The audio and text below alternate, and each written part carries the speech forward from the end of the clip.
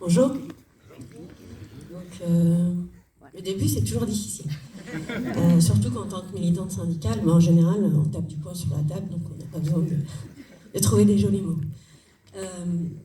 Aujourd'hui, le choix que j'ai fait de rejoindre en tant que candidate sur une élection municipale, parce qu'effectivement, on peut se poser la question, c'est que les problèmes des salariés, ça ne s'arrête pas aux portes des entreprises.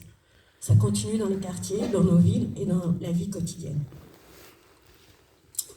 Pardon. Dans nos villes, des milliers de femmes et d'hommes travaillent tous les jours. Certains ont des papiers et d'autres non. Ils nettoient nos rues, ils travaillent dans les restaurants, les chantiers, les services et ils font vivre la ville. Mais beaucoup d'entre eux n'ont pas le droit de vote. Ils vivent ici, ils travaillent ici, ils participent à la vie de la ville, mais ils ne peuvent rien décider. Dans plusieurs pays d'Europe, c'est déjà une réalité. En Irlande, en Suède ou au Danemark, les étrangers qui vivent sur le territoire peuvent voter au moins aux élections municipales. Parce qu'une idée simple s'applique. Quand on vit, qu'on travaille et qu'on participe à la vie d'une ville, on doit aussi pouvoir s'exprimer sur son avenir.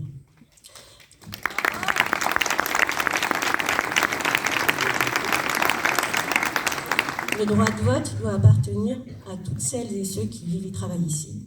Et pour celles et ceux qui ont ce droit, nous n'avons pas le droit de nous abstenir.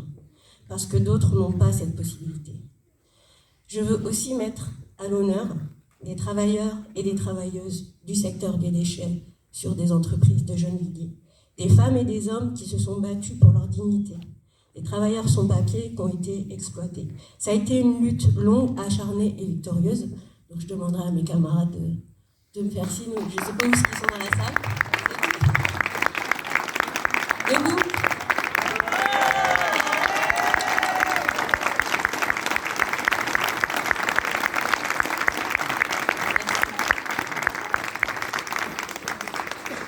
C'est vos voisins et vos voisines également.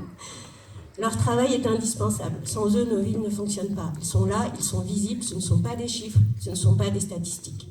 Derrière les mots qu'on entend, derrière les discours sur les travailleurs sans papier, les OQTF, il y a des êtres humains, des travailleuses, des travailleurs, des collègues, des habitants de nos villes. Et leur lutte a montré une chose essentielle. Quand les travailleurs se mobilisent, quand elles s'organisent, et quand ils et elles restent unis et solidaires, ils et elles peuvent gagner. La mobilisation limitée et la solidarité gagnent toujours. Dans mon secteur, celui des transports, nous voyons aussi les conséquences de choix politiques très clairs, parce que c'est vraiment des choix politiques, ce n'est pas des obligations. Ce sont les choix de Valérie Pécresse, qui est à la tête de la région Île-de-France, des choix de politique de droite, le choix de la concurrence, de la rentabilité, et le choix de traiter les transports comme un marché. Les transports, ce n'est pas une marchandise, c'est un service public à part entière, qui permet d'aller travailler, d'aller à l'école, de se soigner et de vivre sa ville. Les perdants, c'est les travailleurs et les usagers. C'est tout, c'est juste des politiques de rentabilité et d'exploitation humaine.